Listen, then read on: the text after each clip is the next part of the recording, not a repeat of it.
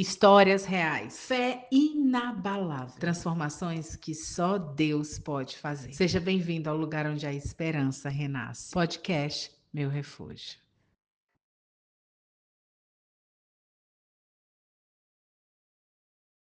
Olá, seja muito bem-vindo a mais um episódio Meu Refúgio Podcast. Esse espaço que foi criado para que você pudesse ver testemunhos de pessoas reais que têm um relacionamento de intimidade com Deus livre e o que acontece com esse relacionamento. Antes de falar do meu convidado, que com certeza você já clicou aí para ver quem é, que é também muito especial para o meu coração, eu gostaria de convidar você a compartilhar esse link com o maior número de pessoas nos seus grupos de WhatsApp. Se você ainda não é inscrita no canal, clique aí no botãozinho para você se inscrever e também ative o sininho para você receber as notificações dos próximos episódios. E seja muito bem-vindo. Aproveita, pega papel e caneta, porque eu tenho certeza que esse episódio vai ser muito edificante na sua jornada com o Senhor, tá? É uma honra para mim estar recebendo esse mestre aqui. Meu Deus, Pastor Cote. Que alegria, meu amigo, lhe receber. Que alegria ter o senhor aqui. Para mim é uma honra porque a minha vida foi diferente. O que você traz de conhecimento foi realmente um divisor de águas para mim. Muito obrigado por aceitar o convite, pastor. Puxa vida, Roberto, o prazer é todo meu, né? Muito bom revê-la e a gente poder ter essa mesa aqui juntos, né? Amém. Então quero já mandar um oi aí para todo mundo que está nos assistindo. Espero que esse seja um tempo muito edificante. Amém. Então vamos começar pelo começo. Pastor Cote, como é que começa essa história do Pastor Cote com Jesus? Que não é, na verdade, de onde é que surgiu o Pastor Cote também, né? Que a gente chama Pastor Cote, mas eu queria que o senhor se apresentasse aqui, dissesse para as pessoas o seu nome, como é que começou tudo isso, se nasceu num lar cristão, num lar favorável, como é que foi esse início de história, pastor? Então, meu nome é Marcos, Cote é um apelido de infância, né? E sou de Belo Horizonte, natural de Belo Horizonte. Venho de uma família, assim, abençoada, apesar de não eram cristãos. Minha mãe era médica, foi médica por 50 anos, né? Trabalhou 50 anos no HC de Belo Horizonte. Meu pai, final de carreira dele foi como procurador de justiça. E a gente teve, assim, uma família muito bacana, somos 5 filhos. Uau. E fui na verdade, a minha mãe primeiro se converteu, só que ela se converteu dentro desse movimento carismático católico, apesar de, né, dela continuar ali na igreja católica, mas ela de fato chegou a ter uma experiência mesmo de novo nascimento. Mas assim, como evangélico, eu fui o primeiro lá em casa. Uau. Né? Assim, a gente nunca foi uma família com tendência religiosa, muito pelo contrário. Não é? Sim. Mas então eu fui o primeiro e depois, graças a Deus, os demais foram se convertendo também. Que bom, que bom. E aí, como é que começa essa jornada? A partir de quê? Você fala a minha jornada, a minha vida cristã? Isso. Então, eu assim, quando eu me converti, eu me converti de verdade. Assim, foi um momento muito tremendo assim, em Belo Horizonte. Parece que teve mesmo assim um rasgar do céu sobre a cidade. Muita gente, eu me lembro que naquela época muita gente começou a se converter. E a gente tinha assim, ao se converter, a gente tinha uma paixão tão grande por Deus, por ganhar pessoas para Jesus. Nossa. E quando eu me converti, eu estava mais ou menos assim na metade do meu curso universitário, acabei me formando em engenharia mecânica. Mas eu me lembro que quando eu estava assim me formando, exatamente no final ali do ano de... Isso foi em 1985, dezembro de 85, foi quando eu estava me formando. E quando o Espírito Santo começou a me desafiar para uma carreira missionária. Olha só. Não é? Eu lembro que eu tirei alguns dias ali para jejuar, para orar. Eu queria estar bem sensível, porque eu estava tendo algumas propostas profissionais, né? Inclusive, eu tinha 2 irmãs que já trabalhavam na Mendes Júnior Internacional, então tinha uma porta se abrindo assim para mim. mas assim, o Espírito Santo foi muito claro comigo, né? Foi quando a gente teve essa visão de iniciar uma base missionária em Curitiba, e nesses dias de jejum, acho que foram uns 3 dias ali que eu tirei, não é? Deus foi muito claro comigo. Inclusive Deus falou: olha, se você quiser ser um engenheiro, não tem problema, eu vou te abençoar, mas eu tenho um plano A para você. Né? E quando Deus assim derramou essa certeza, essa firmeza no meu coração, cara, foi a decisão mais fácil que eu já fiz, foi pegar o diploma e jogar na churrasqueira. Meu Deus do céu, que decisão. E a partir daí, então, eu já tinha aí mais ou menos 4 anos, né, de convertido. Então nós montamos ali um time, uma equipe, mais ou menos 7 pessoas, e com essa equipe nós começamos a esse trabalho, né, lá em Curitiba. A gente vivia numa comunidade, aí assim, uma vida totalmente dedicada a Deus, muito tempo de busca, de oração, jejum, de relacionamento devocional com a palavra, evangelismo, implantando uma igreja também, implantamos algumas igrejas no Sul. Nossa. E a partir disso, quando o trabalho foi se estruturando mais, a gente tinha um sonho de ter um centro de treinamento, né? Porque a nossa veia era muito essa, né? Treinamento e mobilização missionária. Sim, sim. Pastor, o senhor tem vários livros, né? E cada um é complementar e fala de um assunto específico diferente. Como é que começa esse desejo de escrever, pastor? Então, eu sempre gostei muito de estudar, né? Eu sempre cultivei muito esse amor, né, por acumular informações. E quando eu me converti, não foi diferente, né? Desde o primeiro dia que eu me converti, eu já comecei a mergulhar nas Escrituras. A minha paixão sempre foi, né, estar no seminário do quarto, né? Quando Jesus fala, quando você buscar Deus, entra no seu quarto, fecha a porta, em secreto busca a Deus, que te recompensará publicamente. Sim. Então eu sempre fui essa pessoa, porque acho que a principal função de quem ensina e de quem tem assim um perfil motivacional para ensinar, não é ensinar, mas é estudar. Então, a partir disso, foram nascendo estudos que foram se transformando em livros, não é? Então, foi mais ou menos por aí. Meu Deus. Porque são riquezas, né? É um super legado. Eu, pelo menos, sou uma pessoa muito estudiosa dos seus livros e, assim, quanta riqueza tem ali. Eu fico imaginando, nossa, teve revelação do Espírito Santo, tem estudo da palavra, aqui tem um misto de muita coisa. E eu tenho uma curiosidade sobre isso. Tem algum caso, assim, que o senhor se lembra, que te inspirou, assim, poxa vida, esse aqui tem relação com essa, assim, um caso de aconselhamento que o senhor teve ali que aconselhar, e o senhor viu uma conexão com a palavra e o senhor decidiu ali escrever a respeito daquilo? Ou isso foi intuitivo mesmo? Não, exatamente. Na verdade, quando... Assim, eu trabalhei mais ou menos 20 anos mais nessa pegada de treinamento missionário e evangelismo de rua. A gente...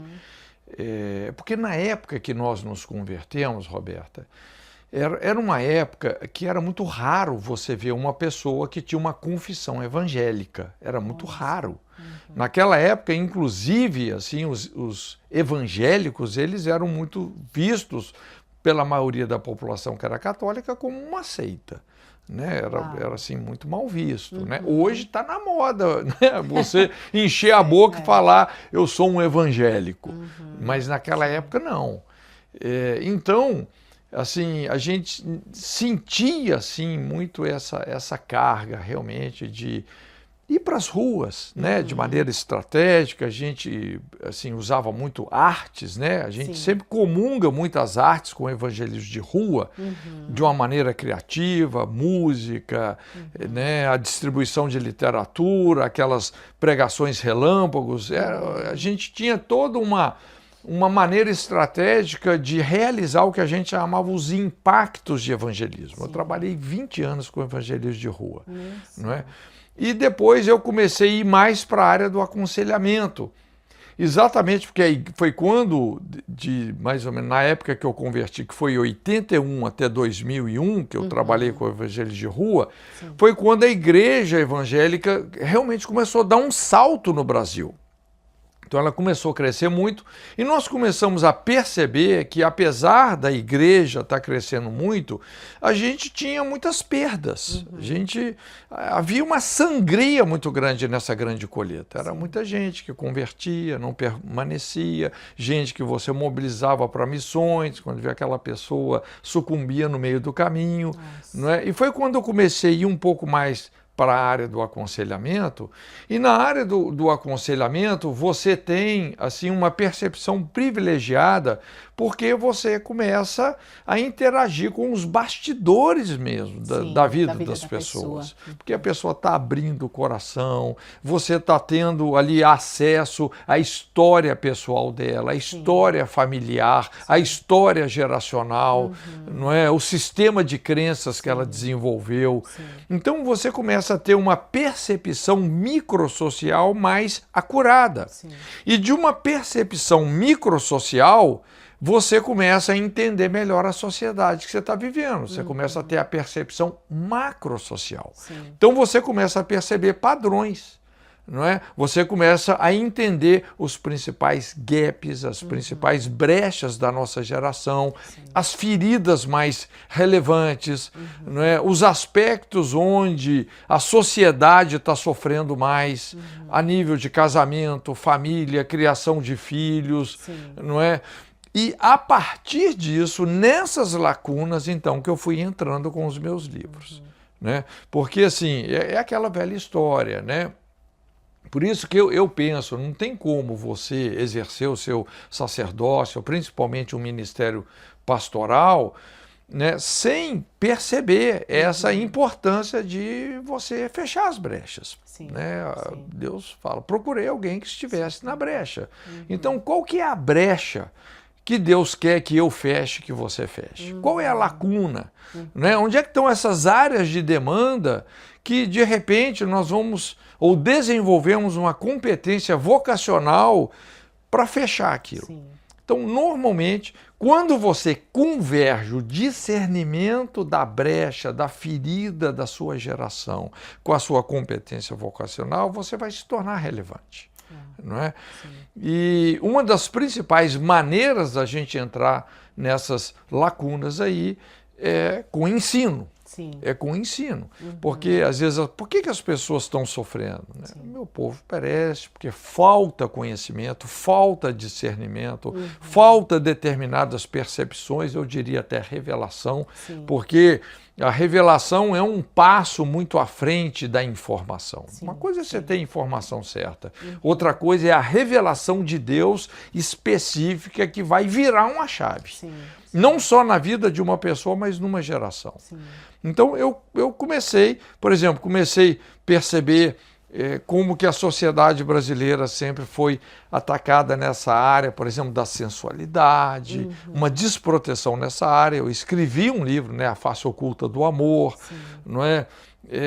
Esse livro, O Avivamento do Odre Novo, é onde, de certa forma, a gente traz assim, uma revelação sobre como lidar com as principais e mais profundas feridas da nossa sociedade que estão na base dos episódios mais dramáticos. Né? Como você lidar com toda essa questão, né? As consequências de você conceber um filho fora do casamento, toda essa questão da fragmentação familiar, a síndrome da infância desprotegida, não é? A prática do aborto voluntário, quer dizer, são assuntos muito delicados que quando você ouve quem passou por essas realidades e as tragédias que isso trouxe para a vida das pessoas, então eu fui entrando nessas lacunas. Por exemplo, o livro lá sobre raiz da depressão, talvez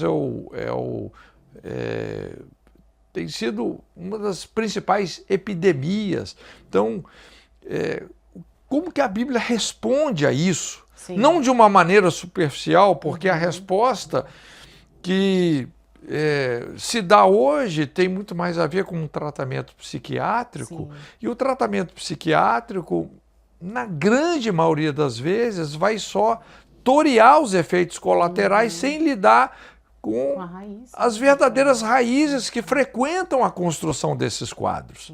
Então, essa coisa de medicalizar sintoma, rapaz, são aquelas soluções que podem aliviar um pouco o negócio, mas a médio e longo prazo pode até piorar, não é?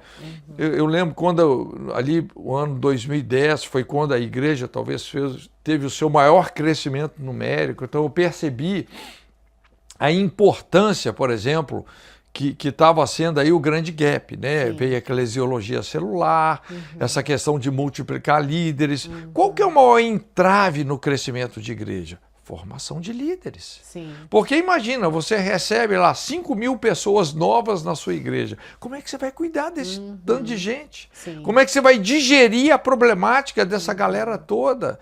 Não é? Em termos de restauração, em termos de cuidado pastoral. Sim. Então foi quando eu escrevi um livro, não só o pastoreamento inteligente, mas esse, o cura e edificação do líder.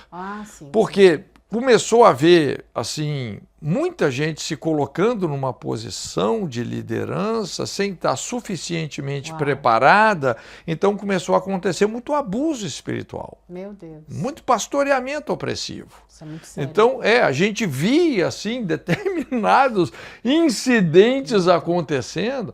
Então, puxa vida, vamos fechar essa brecha. Meu Deus, pastor. Então, tudo nasceu dessa percepção no aconselhamento e no trato ministerial com as pessoas. Foram nascendo os livros. Meu Deus. E cada livro é interessante que ele traz realmente um fechamento de brecha, como o senhor colocou aqui, de um assunto de uma profundidade necessária para hoje, para essa geração, né? E falando de intimidade, de relacionamento com Deus, com o Espírito Santo, eu queria que o senhor falasse um pouco a respeito, pastor, do que, né, eventualmente pode ser um dos fatores ou alguns dos fatores que podem impedir alguém de ter esse relacionamento direto, de entrar no quarto, de fechar a porta, né, dentre tantos assuntos que o senhor tem nos livros, mas eu queria que o senhor falasse um pouquinho sobre isso. O que é que alguém hoje pode estar enfrentando inconscientemente, até sem saber que o motivo é esse, fruto talvez de perseguição ou o que quer que seja? O que o senhor hoje enxerga sobre isso? Veja bem, né, pode ter, assim, muitas vezes pessoas têm determinadas dificuldades de ter um relacionamento mais profundo com Deus. Obviamente, isso pode estar muito ligado com o tipo de sistema familiar que ela veio. Assim, infelizmente, né, inclusive é uma das áreas que a gente mais entra, que é a questão da orfandade, talvez seja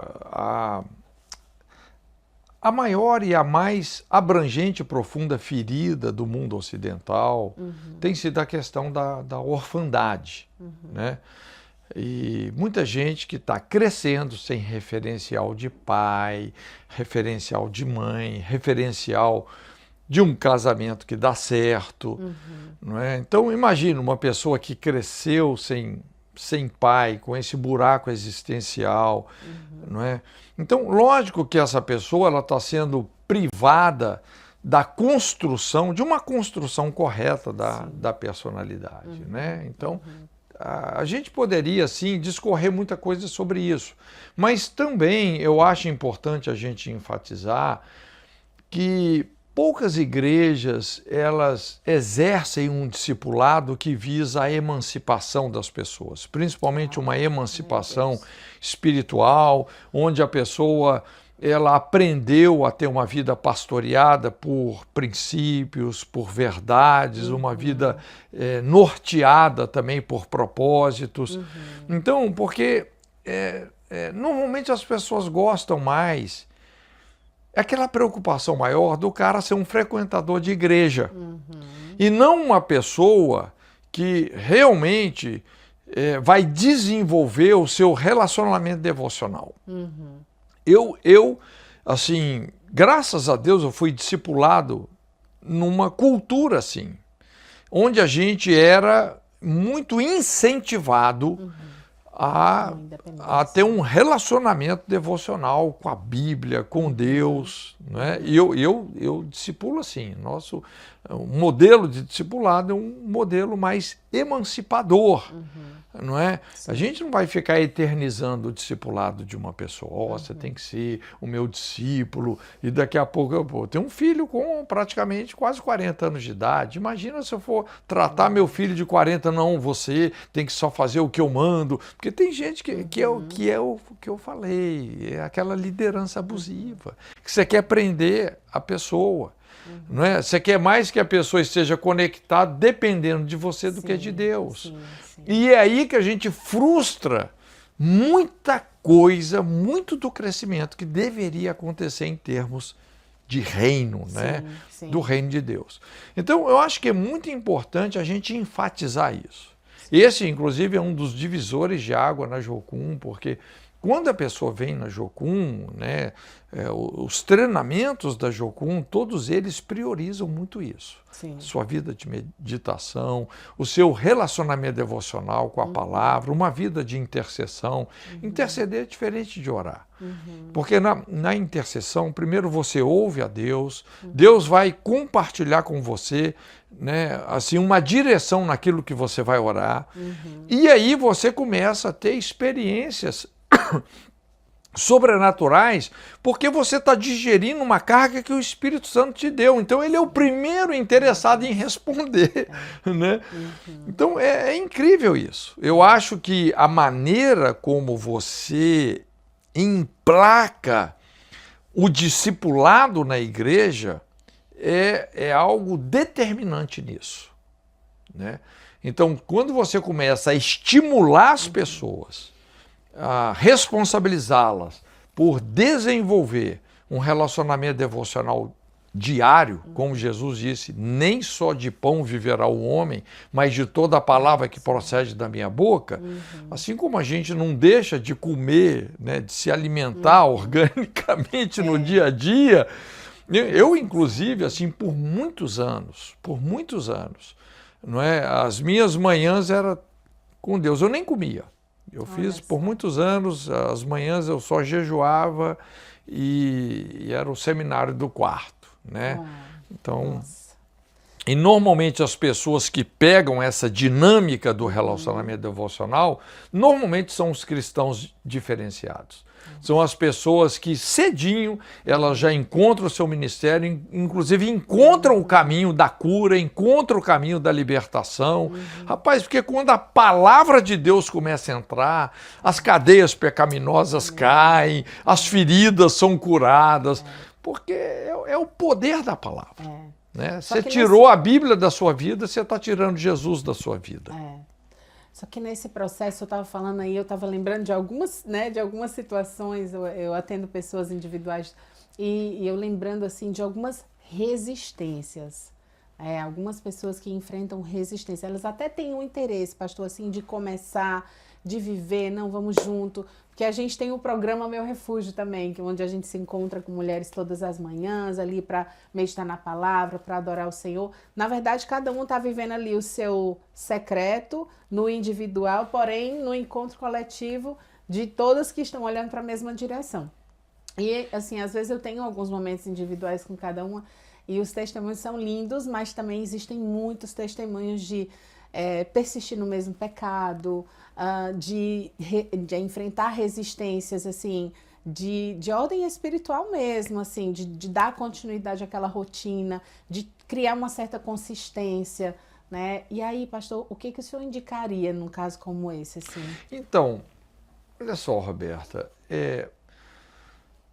toda conquista na nossa vida demanda disciplina, demanda esforço. Relacionamento devocional com a Bíblia, com Deus, é você subir uma montanha. É difícil. Demanda realmente esse esforço, essa disciplina. Agora, quando você chega no topo, não sei se você já escalou um monte, eu já escalei. Quando você chega lá em cima, você não quer descer mais. Então você está num lugar assim que é incrível. Você rompeu essas resistências. Por isso que cada um precisa de achar a maneira de construir essas boas rotinas. Não é? Eu sempre estou escrevendo um livro, né? Agora, inclusive, já estou com mais um livro para sair que já está praticamente pronto, né? Sobre caminhos de Deus. Mas eu sempre estou me mantendo. E quando você, assim, vai pegando, vai desenvolvendo essa rotina, eu mesmo, que é o que eu gosto, eu aprendi a gostar disso. Às vezes eu sento de manhã, começo a meditar, quando vê, passou horas, eu não vi. Sabe quando assim você se empolga aqui? Inclusive são as experiências mais... Eu já vi alguns milagres acontecerem, mas as experiências que mais me impactam é na minha vida devocional com Deus. Meu Deus. É forte. Então, é assim, é disciplina. Porque até para nascer é difícil, minha irmã. Não tem nada fácil nessa vida, não. Até para nascer um parto. Entendeu?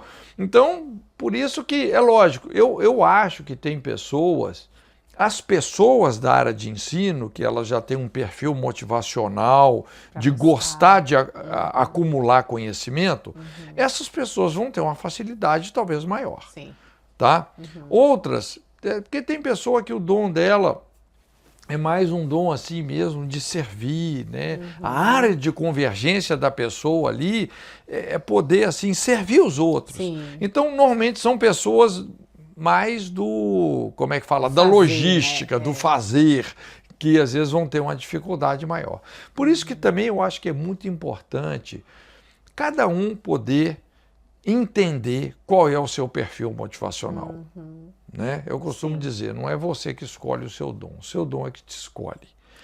E a partir disso, você vai granjear, né? Nós devemos granjear o dom que Deus nos deu. Aquilo que com pouco esforço você produz muito. Não é? Mas não tem como. Todos nós, numa medida maior ou menor, precisa de desenvolver um relacionamento devocional com a Bíblia. E isso traz a gente para um lugar de uma sensação pessoal, né, pastor, de crescer com Deus, né? É uma coisa que não depende de ninguém de fora, assim, no sentido, o meu crescimento com Deus vai ser eu com Ele, né? A partir do momento que eu me submeto à palavra, que eu realmente estou vivendo ali com o Espírito Santo. Sim. E o que o Senhor fez para continuar essa jornada? O senhor falou aí, né, que estuda a palavra e tudo, e que como eu fico imaginando você como engenheiro ali com um critério para estudar, para encaixar as coisas, para fazer sentido, mas eu vejo muitas pessoas com dificuldade de ter a revelação de Deus através da palavra. Já tenho pessoas, inclusive, que disseram, Roberta, eu leio, mas eu não tenho essa revelação que muita gente fala, né, que vem por meio do Espírito Santo. Tem alguma coisa que a gente possa fazer de forma voluntária, pastor, para atrair a graça de Deus nesse sentido? Principalmente essas pessoas que não conseguem ter essa comunhão com o Espírito Santo ainda e que desejam a revelação da palavra por meio de um estudo. Pois é, quando a gente fala o conceito da meditação na palavra de Deus, que a palavra meditação é uma palavra meio complicada, porque ela é muito desvirtuada no esoterismo, no ocultismo e etc. Mas a meditação na Bíblia é você se relacionar realmente com a palavra de Deus como se você estivesse relacionando com Jesus. Não é? E você deixar a palavra de Deus viver em você. Por exemplo, na Jocum a gente trabalha muito dessa forma. Você pega um texto, aí você começa a se relacionar com aquele texto, tentando tirar daquele texto uma faceta do caráter de Deus. Puxa, tem aqui uma revelação da faceta do caráter de Deus. De repente esse texto vai te mostrar também algo na sua vida que às vezes até é um pecado que você tem que confessar. Aquele texto te convenceu. Quer dizer, você já está se relacionando com o Espírito Santo sem perceber. Porque você não estuda a Bíblia, você não lê a Bíblia como você lê um jornal. Sim. Entende? Você lê a Bíblia tendo um relacionamento com o autor dela. Então, daqui a pouco, puxa vida, você começa a meditar naquele texto, Deus você tem um pecado para arrepender, você tem um pecado para confessar, você vai acertando o seu coração. O texto ali, né, você começa a se enxergar naquele texto. Né? A partir dali, você tira também uma oração para fazer, Sim. uma promessa que o Espírito Santo está te dando a partir daquele texto. Então, você tem muitas questões que você vai inserindo no seu relacionamento devocional com a Bíblia, que você vai criando um relacionamento profundo com aquilo que você está entrando em contato. E a partir disso é que vão nascer as pregações mais coerentes. Sim. Né? Porque quando você prega algo que realmente mudou você, com certeza essa palavra vai causar um impacto, ela vai ter uma autoridade que, se fosse de outra forma, não teria. Sim. Não é? O senhor tem alguma experiência dentro desse, né, desse espaço de tempo que o senhor tem com a Jocum, com o ensino, de alguma situação onde o senhor deparou com alguém usuário de drogas ou de uma vida de prostituição, de longas jornadas, que teve a mente meio que cauterizada para receber essa revelação da palavra? O senhor acha que fica mais desafiador para quem viveu experiências assim? Eu estou trazendo extremos só para que as pessoas possam entender aqui o teu da pergunta, mas como é que isso funciona para uma pessoa que passou por essas experiências tão adversas no relacionamento com Deus? Não, com certeza sim, porque dependendo do envolvimento que a pessoa teve com drogas, com determinadas perversões que a vida nos oferece tanto, né, isso pode deixar algumas sequelas, eu diria até sequelas orgânicas, não é? Certas limitações na vida da pessoa. Mas veja bem, assim, o maior segredo da revelação é a sua entrega. Esse é o maior segredo. Né? Você pode observar, quando você, no seu relacionamento com Deus, se você tem 100% de entrega, em qualquer área que for, você se entregou, você se rendeu, você vai ter 100% de revelação. Aquelas áreas da nossa vida que você resiste ao Espírito Santo, que você coloca reservas, que você coloca empecilhos, que você cria resistências, são as áreas onde, às vezes, você mais vai ter ponto cego. Então, a revelação é sempre proporcional à entrega. Por isso que a Bíblia fala que nem os loucos errarão o caminho da salvação. Entendeu? Às vezes, eu me lembro, assim, a gente tinha lá no início, né, um irmãozinho muito precioso, que o cara era meio sequelado, porque eu lembro que até o apelido dele era rádio, né, porque ele só andava ligado, o cara era 24 horas por dia ligado, então o apelido dele era rádio. Né? Pensa num cara que as drogas lesaram ele. Mas era um cara cheio da revelação de Deus, um cara de oração. Impressionante como Deus curou ele. Meu Deus. Né?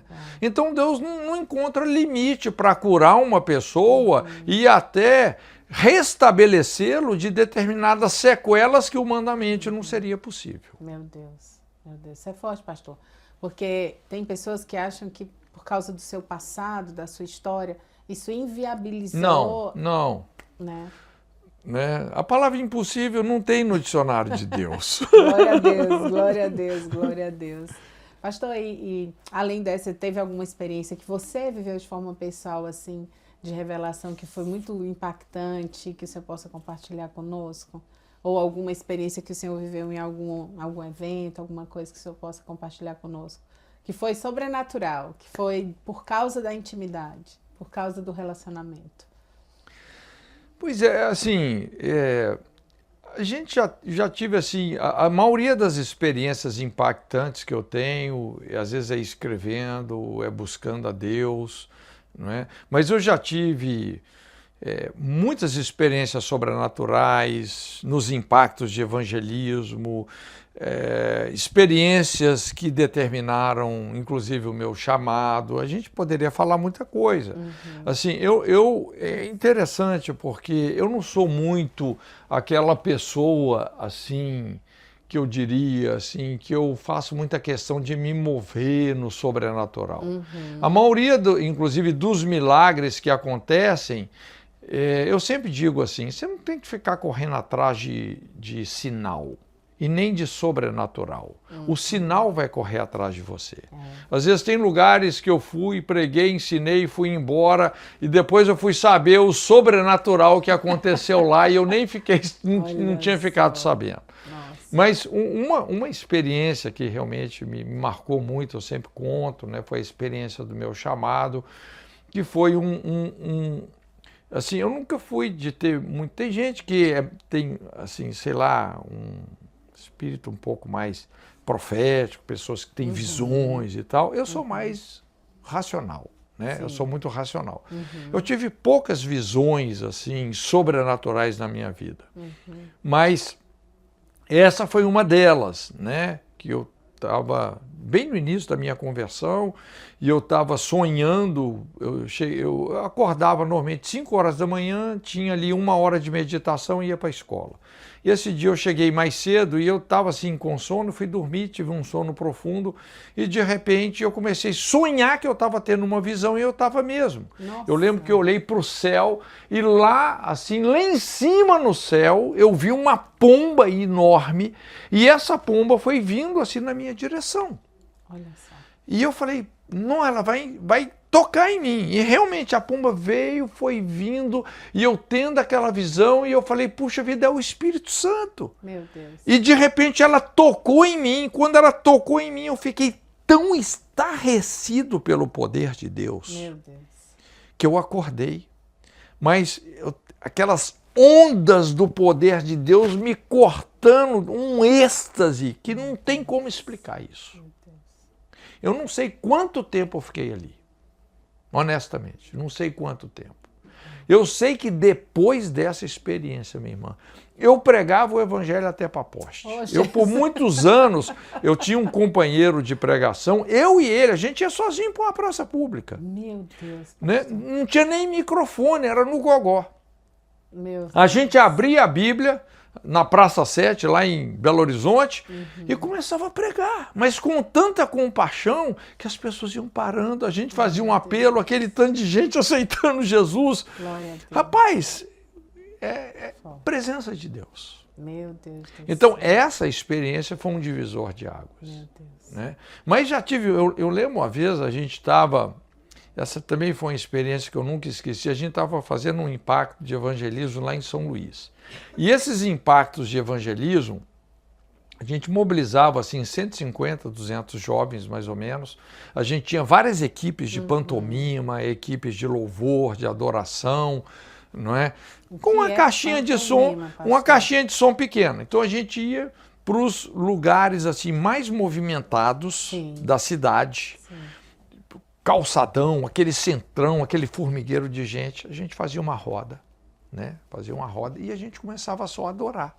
Meu Deus. Só adorar, né? Às vezes com um violãozinho só. Até furar o céu. E de repente o Espírito Santo vinha naquele lugar.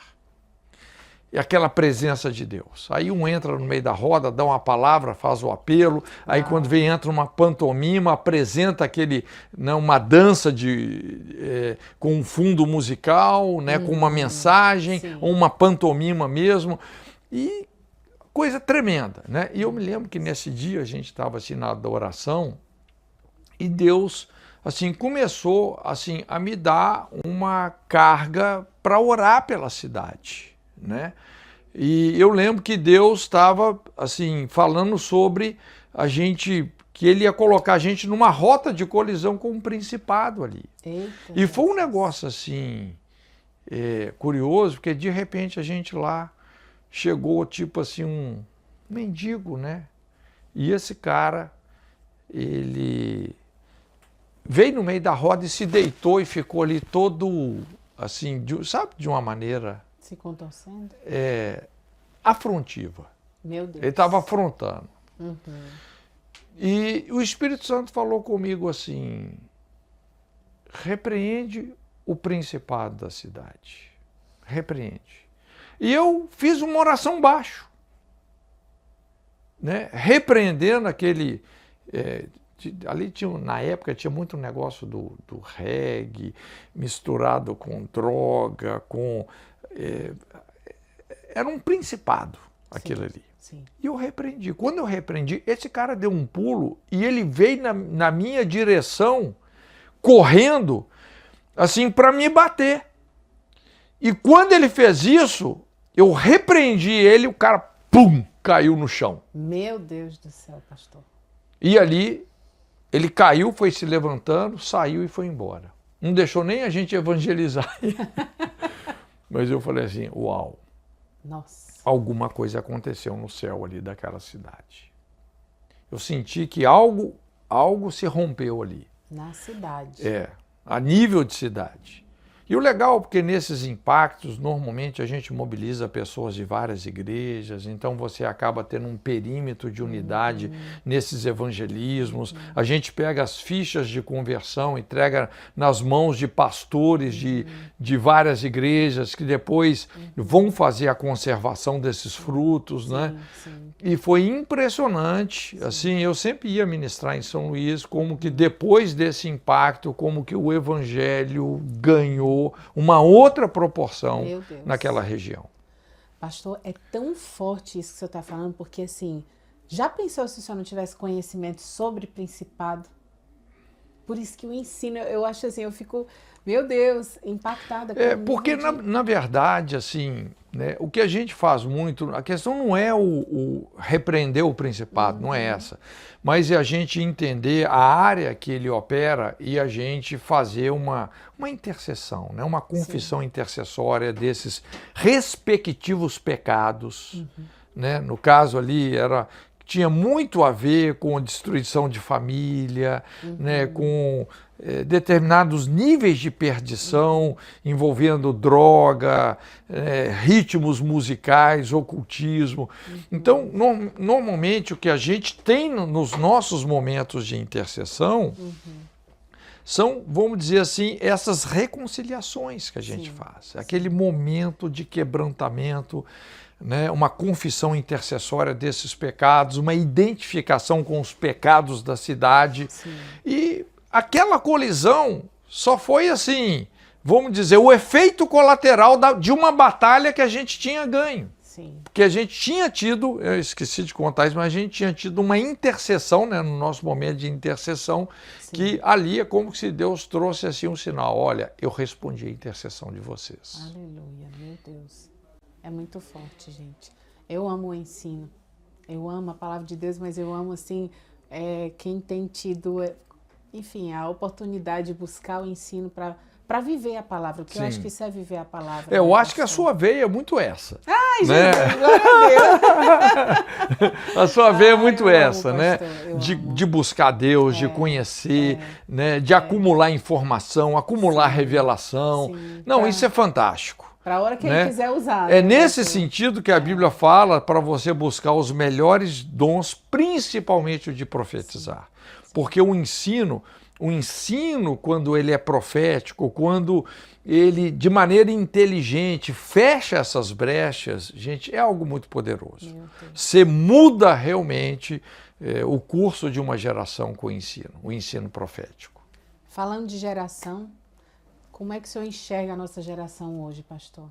O que está acontecendo nesse mundo, tendo em vista, né, toda a nossa linha do tempo e até se cumprir o que escatologicamente a gente busca, mas assim, como é que o senhor vê essa geração para esse tempo, em paralelo à necessidade do ensino, à necessidade da busca pelo conhecimento de Deus? Então, assim, no Brasil, né, falando em termos de Brasil, porque é um pouco diferente o que está acontecendo no Brasil de outros países do Ocidente.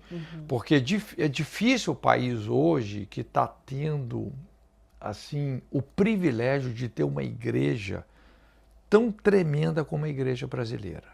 Eu sei que a igreja brasileira tem muito oba-oba, tem muita imaturidade, é uma igreja que está saindo da adolescência para a fase adulta, mas hoje você mede a igreja pelo remanescente, né? Hoje no Brasil nós temos assim um remanescente de novos líderes, inclusive em relação às igrejas históricas, né? Hoje nós temos uma nova geração de pastores que estão pegando toda uma herança, igrejas históricas como Batista, Metodista, e são pastores muito tremendos, não é? Então, mas no Brasil, hoje, assim, qual que é o grande dilema assim, do Brasil? Diferentemente lá da década de 80, de 90, hoje nós temos uma nação alcançada pelo Evangelho. Bem ou mal, me fala uma pessoa que nunca ouviu o Evangelho no Brasil. Né? Desde uma criança até o presidente, todo mundo já foi evangelizado. Não tem ninguém que nunca ouviu o Evangelho no Brasil. E qual que é o desafio quando você tem uma nação que foi evangelizada? Né? Porque muitos não permanecem, muitos mesmo tendo conhecimento da verdade, tendo experimentado a verdade, negociam isso, acabam amando o presente século. Né? E é muito sério, né, a apostasia.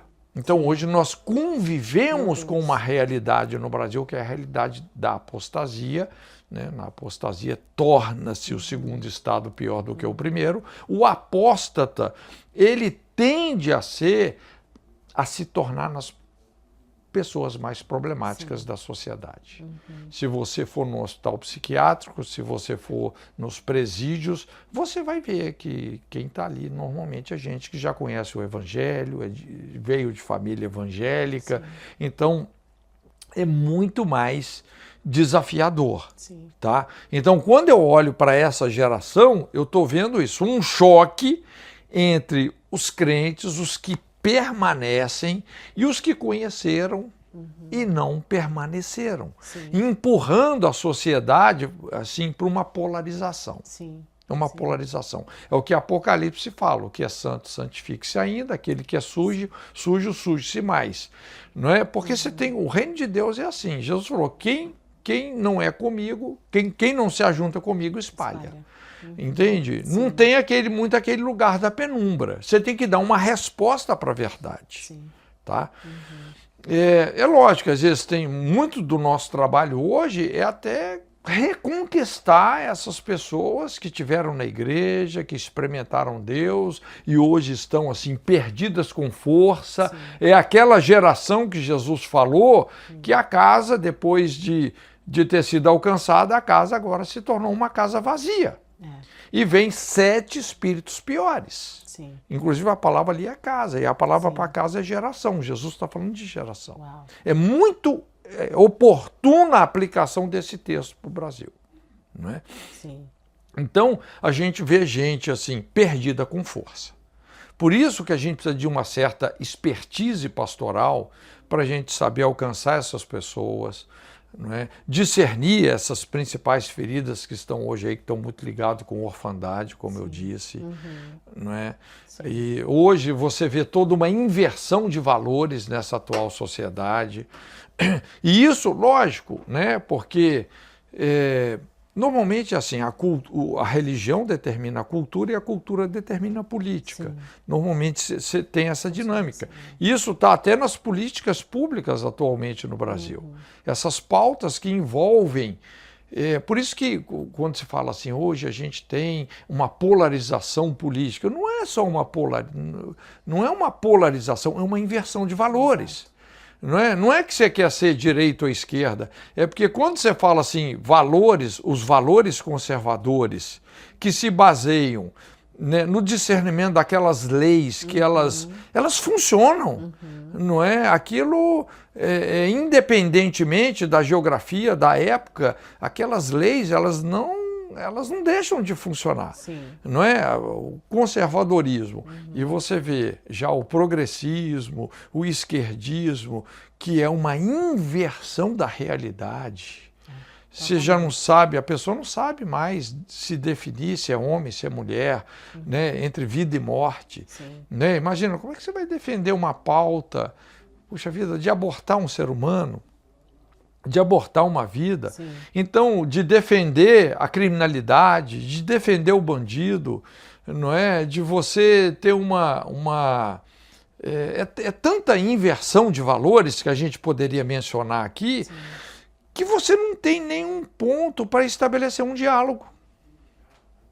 Entende? Então, isso é um desafio hoje.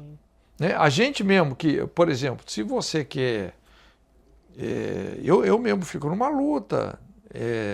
Que tipo de proposta eu vou ter com as minhas redes sociais? Sim. Porque se eu quero ter uma pegada mais evangelística, eu tenho que deixar de fazer a guerra de valores. Sim. Eu não posso me posicionar sobre questões como ideologia de gênero, aborto, porque uma postagem que você faz, por mais, vamos dizer assim, plausível e não, como é que fala, agressiva que você faz, rapaz, não, você já vão se levantar uma série lá dos haters. Sim. Então você tem que escolher. Você vai ter uma pegada mais evangelística ou você vai ter uma pegada mais dentro da guerra de valores? Eu prefiro a guerra de valores, porque hoje eu acho que é onde está a brecha maior, porque tem muita gente incauta, né? Muita gente que é facilmente enredada, e às vezes por causa de um posicionamento seu, é impressionante como você molda, não é, os valores daquela pessoa que está mais vulnerável. Sim. Sim, eu estava lendo o seu livro, né, A Lei, a Moral e o Divórcio, e aquele livro, ele me impactou muito quando o senhor fala sobre lei e moral. Eu Sim. fiquei ali mastigando porque muita gente hoje não sabe nem para que serve a lei, por que ela existe, ou o que é a moral, né? Então, tem muita falta de cidadania, muita falta de informação, porque a maioria desses nossos problemas, eles são basicamente oriundos da falta de informação espiritual, de um conhecimento também espiritual. Ignorância é trevas e é o habitat de Satanás. Né? Satanás é o príncipe das trevas. Onde tem ignorância, onde tem dissimulação, mentira, realmente Satanás vai montar o playground dele e realmente, né, é o que a Bíblia fala, o meu povo perece porque falta conhecimento. Meu Deus, pastor Cote, ficaria aqui 2 horas, 3 horas, 4 horas conversando mais com o senhor. Quero agradecer de todo o coração, porque eu sou uma admiradora do seu trabalho, sou seguidora de Jesus, mas admiro muito aquilo que o senhor colocou na sua vida, o que o senhor carrega, e agradeço pelo seu sim, porque o seu sim impactou não só a minha, mas a minha casa, minha família, minha geração. Antes da gente finalizar, eu queria que o senhor deixasse uma mensagem para essas pessoas que às vezes estão na superficialidade do conhecimento ou que estão querendo viver um relacionamento de intimidade, mas ainda estão ali nesse limbo, nesse momento de será que eu vou mergulhar? Porque se eu mergulhar eu quero ir para águas profundas. Sim. Ou eu fico aqui na minha superficialidade fazendo o básico bem feito. De certa forma, a gente pode dizer que tem algo que é mais importante ainda do que Jesus, é você conhecê-lo. Uau. Porque não adianta só, né? Lógico, Jesus é o alfa, o ômega, o princípio e o fim, Sim. o soberano dos príncipes de toda a terra, o Messias, né? Mas Sim. ele falou, eu sou a porta, não só eu sou a porta, mas eu também sou o caminho. Tem gente que só fica na porta. É importante você conhecer a porta, né? Mas é um caminho, né? É um caminho sem fim. Em Jesus habitam os segredos, os mistérios de Deus, e é tanta coisa assim incrível. Nós só temos essa vida para conhecê-lo, não é? E vale a pena realmente a gente dedicar tempo para isso. Amém. Não é? Amém. Glória a Deus. E hoje, se alguém quiser fazer essa jornada de conhecimento na palavra ou na imersão que a Jocum oferece, o que ela precisa fazer, pastor? Então, em termos da Jocum especificamente, a Jocum é um movimento de missões, ou seja, normalmente ela vai fazer muito sentido para pessoas que de fato elas têm um chamado missionário, né? É aquela tribo levítica do corpo Sim. de Cristo, onde as pessoas querem dedicar a profissão e o chamado delas de uma forma integral, né? Se envolvendo em projetos, sejam nacionais, internacionais, A porta de entrada é um curso chamado ETED, Escola de Treinamento e Discipulado, é uma escola de 5 meses, são 3 meses teóricos e 2 meses práticos, e nessa escola a gente vai trabalhar muito, não só ajudando a pessoa nesse relacionamento com Deus, né, conhecer o caráter de Deus, mas também desenvolver caráter, né, porque diferentemente de outras profissões, no cristianismo, a sua habilidade profissional é tão importante quanto a integridade do seu caráter. Sim. Não adianta só você ser uma pessoa carismática se você realmente não é uma pessoa coerente, de caráter, né, que está associando os frutos do Espírito na sua motivação e no seu estilo de vida. Sim. Então, assim, a ETED, essa escola, vai trabalhar tudo isso, criando também oportunidades missionárias, né, para a pessoa colocar em prática o que ela aprendeu. E a Jocum, ela funciona como uma universidade, né, a Universidade das Nações. Hoje são mais de 10 faculdades, cada faculdade numa área de influência da sociedade, porque a ideia é você resgatar valores, princípios, verdades para aquelas áreas específicas, né? Por exemplo, a área da comunicação, a área da religião, a área das ciências políticas, a área de aconselhamento e saúde, e por aí afora, né? São, se eu não me engano, são 12 ou 13 faculdades atualmente. Cada base da Jocum são mais ou menos mil e poucas bases em 180 nações. Cada base funciona como um campus avançado dessa universidade. Então, você pode, as escolas oferecidas, elas funcionam semestralmente. Você pode fazer uma escola, por exemplo, numa base da Jocum no Brasil, outra na África do Sul, outra aqui no Havaí, outra aqui em Orlando, não é? Você vai somando os créditos até que você se gradua, não é? E podendo, inclusive, também fazer alguma convalidação e tendo um diploma internacional. Muito bom. E a IFOL? A IFOL é um curso que eu criei, porque a Jocum também te dá essa liberdade, não só de você criar cursos, como matricular esses cursos como cursos opcionais dessas faculdades. Sim. Então, a IFOL, de certa forma, ela entra debaixo aí desse guarda-chuva da Faculdade de Aconselhamento e Saúde, mas mais como um seminário, não é? Porque é um seminário, né? Mais de curto prazo, mas é todo um conteúdo que a gente desenvolveu aí ao longo de pelo menos 20 anos, a gente vem desenvolvendo esse conteúdo no sentido de ferramentalizar líderes, pastores, como também fundamentar os mais novos, porque às vezes tem pastores que vêm fazer IFOL, tem psicólogos que vêm fazer, como tem também pessoas um pouco mais novas. Então, para ela, esse conteúdo, eu acredito, eu sou bem suspeito em falar, mas é um dos conteúdos que mais fundamentam o discipulado dos novos convertidos. Muito bom.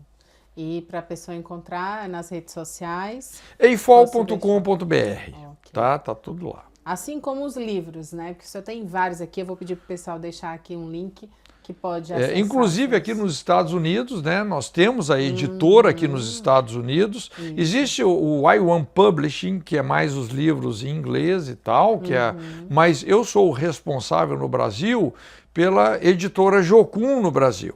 E nós trouxemos esse braço para a gente ter os livros também aqui em português. Então é o www.editorajocum.com. Certo. Então você pode ter os livros, né, acho que num preço bem mais acessível do que você comprar no Brasil e trazer para cá. Perfeito. Já vou deixar aqui na descrição.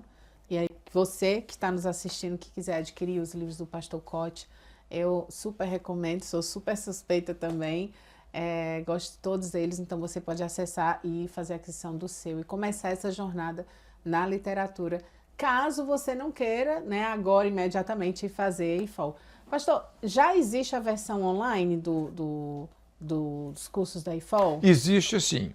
Existe online, né? Se entrar lá nesse site, www.ifol.com.br, né? Tem a opção EAD, ensino à distância, então a pessoa do computador, ela se matricula e ela vai ter um tempo lá. O módulo 1 são 60 horas de aula, o módulo 2 40 horas e tem o módulo 3 também.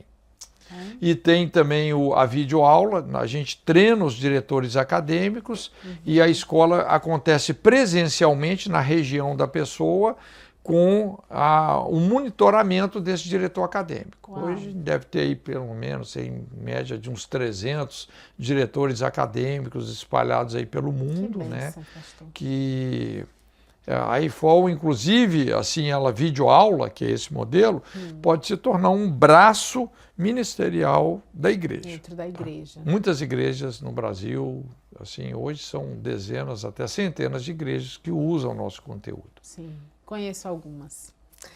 Pastor, muito obrigada. Estou aqui com o coração aquecido, feliz da vida por ter recebido você aqui e dizer de fato que tudo que o Senhor tem entregue a você tem chegado até mim, tem edificado demais minha vida. E é talvez por isso que nós estamos aqui, sentadas nesse dia aqui. Então, muito obrigada por estar aqui conosco. Só a misericórdia de Deus, né?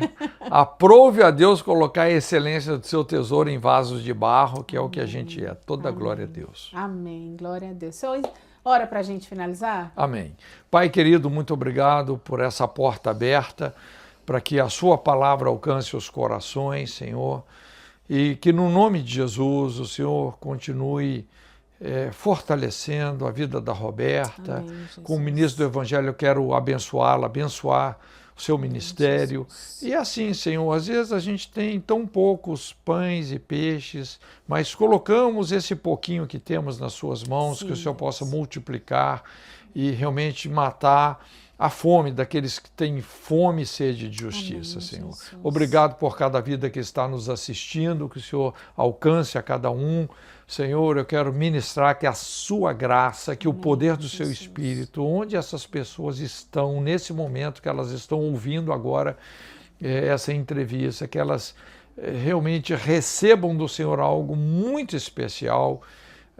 O Senhor sabe como alcançar esses corações e nós concordamos, nós dizemos sim, amém, para aquilo que o Senhor quer fazer na vida de cada um dos nossos ouvintes, em nome de Jesus. Amém. Amém, amém. Glória a Deus. E você que esteve conosco até agora, aproveite agora, pega esse link, compartilhe aí com seus amigos nos seus grupos, na sua rede social. Ajuda-nos a fazer essa mensagem chegar ao maior número de pessoas. Não esqueça de se inscrever no canal e clicar no sininho para você ser notificado dos próximos episódios. Até lá, se Deus quiser. Tchau, tchau. Foi um prazer ter você conosco. Se você acredita que esse episódio falou ao seu coração, então eu vou deixar disponível aqui para você alguns episódios. É só clicar no próximo episódio e continuar a sua jornada. E deixa Deus tocar o teu coração através de cada testemunho que está aqui.